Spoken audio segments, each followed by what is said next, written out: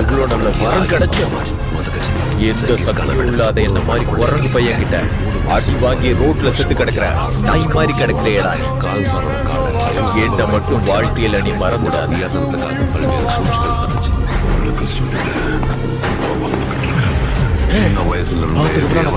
கதையெல்லாம் கேட்டு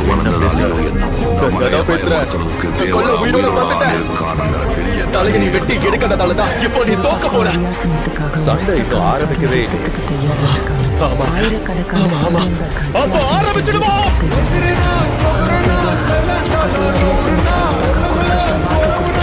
அங்க ஏற்கனவே ஒருத்தன் தன்னோட கால் தரத்தை பதிச்சுட்டாங்க. அவங்க யாருக்குமே தெரியல.